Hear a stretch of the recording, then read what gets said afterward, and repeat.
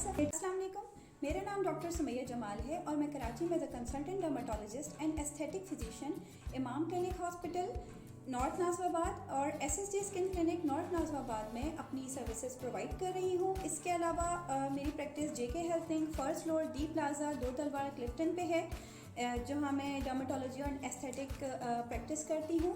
हमारे पास हेयर्स के हवाले से बहुत सारी क्वेरीज आ रही थी, जिसमें सबसे ज़्यादा जो पेशेंट्स ने पूछा है वो हेयर फॉल का प्रॉब्लम है। मुझसे हेयर फॉल के लिए हेयर शैम्पू, सीरम्स और कंडीशनर्स का पूछते हैं। तो सबसे पहले तो मैं आप लोगों की ये मिथ और मैं एक मिसकंसेप्शन दूर करना चाहूँगी कि अगर आप हेयर फॉल के लिए सीरम, शैम्पू और कंडीशनर की रिकमेंडेशन मांग रहे हैं तो आपको सबसे पहले तो अपना हेयर फॉल का रीज़न मालूम होना चाहिए। उसके बाद ही जो है आप उसके अकॉर्डिंगली शैम्पूज़ और हेयर सीरम्स रिकमेंड करवा सकते हैं, बिल्कुल, और वो वर्क भी करेगा। और मैं यहाँ पे अपने पेशेंट्स के जो मैंने बहुत कॉमन कॉजेज़ देखे हैं जो हेयर फॉल के होते हैं वो कॉजेज़ शेयर करना चाहूँगी ताकि आपको भी हेल्प मिल सके। हो सकता है कि आप लोग अपना हेयर फॉल का कॉज रिकग्नाइज़ कर सकें।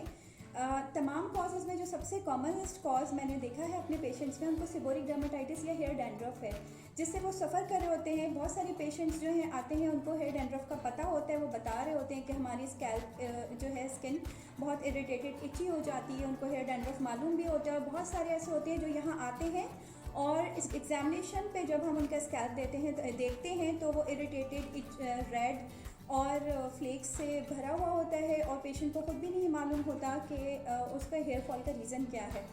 तो इस हवाले से देखा जाए तो एंटी डैंड्रफ शैम्पूज़ और कंडीशनर्स काफ़ी इफ़ेक्टिव हो सकते हैं और हम लोग रिकमेंड कर भी देते हैं, लेकिन फिर भी मैं आप लोगों को ये ज़रूर क्लियर करना चाहूँगी कि आप एंटी डैंड्रफ शैम्पू अगर यूज़ करें तो उसको थोड़ी देर स्कैल्प स्किन पर लगा रहने दें, ठीक है। और नेक्स्ट कॉमन कॉज की तरफ हम आएँ तो पेशेंट्स की न्यूट्रिशनल स्टेटस या जनरल हेल्थ है, ठीक है। पेशेंट्स डाइटिंग कर रहे होते हैं या उनकी न्यूट्रिशनल स्टेटस अच्छा नहीं होता, जंक फूड होता है, हेल्दी डाइट नहीं होती, अंडा, मछली, गोश्त, ये कुछ बेसिक न्यूट्रिएंट्स, इवन के सब्जियां, एडिक्वेट डाइट बैलेंस नहीं होता, वो भी न्यूट्रिशन डेफिशिएंसी से सफ़र कर रहे होते हैं। तो उस हवाले से देखा जाए तो हेयर फॉल हम कैसे रोक सकते हैं? हम नहीं रोक सकते हेयर फॉल, उसके लिए आपको एडिक्वेट सप्लीमेंट चाहिए होगा। बहुत सारे मैसेजेस मेरे पास आए हैं, पेशेंट्स बायोटिन के बारे में पूछ रहे होते हैं, डिफरेंट फोरम्स पे उसके बारे में पढ़ते हैं, फिर उसके बारे में पूछते हैं क्या हम बायोटिन यूज़ कर लें या फला न्यूट्रिशनल सप्लीमेंट यूज़ कर लें। मैं आपसे सबसे पहले तो ये क्वेश्चन पूछना चाहूँगी कि आपको मालूम है कि आप सिर्फ बायोटिन डेफिशिएंट है या आपकी डाइट जो है वो बायोटिन डेफिशिएंट है? तो आपको तो अपने हेयर फॉल का कॉज ही नहीं मालूम और इवन कि आपको ये भी नहीं मालूम कि आपका जो फूड सप्लीमेंट प्रोपोर्शन है वो एडिक्वेट है कि नहीं। तो सिर्फ बायोटिन लेने से क्या आपके हेयर फॉल रुक जाएगा?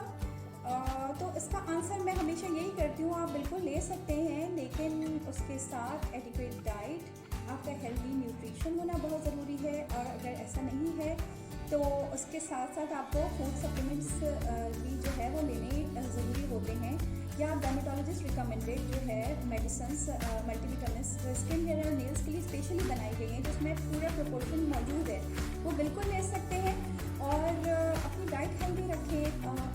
आम हालात में भी ज़रूरी नहीं है कि जो है जब हेयर फॉल हो रहा हो तभी आप अपनी डाइट एडिक्वेट रखें। इसके अलावा मेरे पास अभी जो सबसे ज़्यादा मरीज़ आए हैं वो हेयर फॉल के साथ आए हैं पोस्ट कोविड में, और कोविड से तो माशाल्लाह से वो अल्लाह ताला ने उनका सेहतयाब हो गया माशाल्लाह, लेकिन उसके बाद बहुत शदीद हेयर फॉल के साथ आए हैं।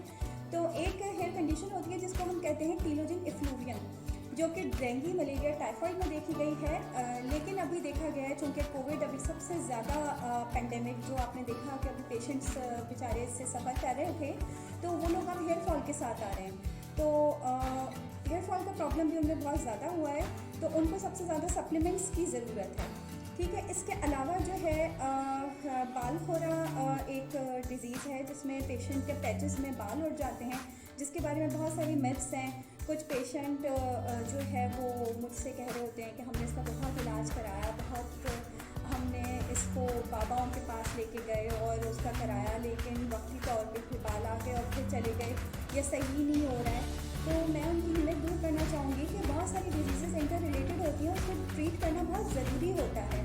और बाल खोरा बिल्कुल ट्रीटेबल डिजीज़ है अगर वो सही टाइम पर पकड़ ली जाए तो।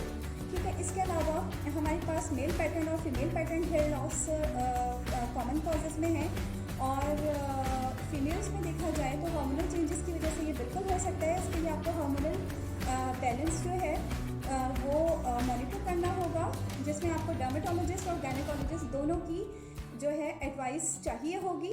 इसके अलावा मिनॉक्सिडिल हेयर स्प्रे 2.5% और 5% स्ट्रेंथ में आता है, वो आपको हेल्प कर सकता है। और देखा जाए तो मेल पैटर्न हेयर लॉस, जो कि मेल्स पैचेस की शिकायत कर रहे होते हैं कि हमारा हेयर फॉल हो रहा है और सामने से मैं गंजा हो गया हूँ, या एक पर्टिकुलर एरिया है जहाँ से मेरे बाल चले गए हैं, तो उसके लिए मिनॉक्सिडिल जो है वो बिल्कुल हेल्प कर सकता है। और मैं ये तो नहीं कह सकती कि मेल पैटर्न हेयर लॉस में टोटल बाल आपके वापस आ जाएंगे, लेकिन ये है कि जो हेयर फॉल हो रहा है वो वहीं रुक सकता है। न्यू हेयर ग्रोथ में टाइम लगता है, मंथ्स और इवन के ईयर्स लगते हैं, ठीक है। तो आपको थोड़ा सा वेट और सब्र करना होगा उसके लिए, और ट्रीटमेंट रिस्पॉन्स आने में भी टाइम लगता है। बहुत सारी फीमेल्स जो हैं after delivery postmortem hair fall की कंप्लेन कर रही होती हैं, जो कि बिल्कुल नॉर्मल है, और 1 ईयर तक हेयर फॉल हो सकता है। लेकिन again minoxidil hair spray, minoxidil की एप्लीकेशन उनको हेल्प कर सकती है कि जो हेयर गिर रहे हैं उनको रोक दे, और नई हेयर ग्रोथ में ऑब्वियसली फिर टाइम चाहिए होता है, ठीक है। और इस हवाले से देखा जाए तो उनको मिनॉक्सिडिल की एप्लीकेशन का सही तरीका मालूम होना चाहिए कि वो स्कैल्प स्किन पे किस तरह से लगाना है। नाइट में अप्लाई करेंगे वो 6 पफ्स आर गुड इनफ, जो कि कोशिश ये करनी है कि लोकलाइज लगाएं, ये ना हो कि फोरहेड पे बहता हुआ आ रहा है, क्योंकि ये मिनॉक्सिडिल न्यू हेयर ग्रोथ सिर्फ आपकी स्कैल्प स्किन पे नहीं और जगह भी इंड्यूस कर सकता है अगर वो सही से अप्लाई नहीं हुआ है। तो काइंडली इस चीज़ का बहुत ख्याल रखें। मेडिसिन्स जो है अगर आपको डॉक्टर रिकमेंड कर रहा है तो आपको उसको लगाने का तरीका मालूम होना चाहिए कि वो किस तरह से अप्लाई करना है, वरना उसके साइड इफ़ेक्ट सामने आ रहे होते हैं। तो इसकी एप्लीकेशन बहुत केयरफुली आपको करनी है, ठीक है। अच्छा, बहुत सारे पेशेंट्स मुझसे पीआरपी के बारे में पूछ रहे होते हैं, तो मुझे उनकी थोड़ी सी चीज़ें क्लियर करनी होंगी पीआरपी के बारे में कि पीआरपी हम लोग जब रिकमेंड करते हैं तो जिस पेशेंट का हमें ट्रीटमेंट रिस्पांस नहीं मिल रहा होता, तो हमारा नेक्स्ट स्टेप ये होता है, जिसको बहुत क्विक रिस्पांस चाहिए होता है, बहुत ज़्यादा हेयर फॉल हो रहा होता है, तो बिल्कुल हम उसको पीआरपी रिकमेंड कर सकते हैं, जिसमें 4 से 6 सीटिंग्स एटलीस्ट एडवाइस होती हैं, एडवाइस करनी होती है पेशेंट को।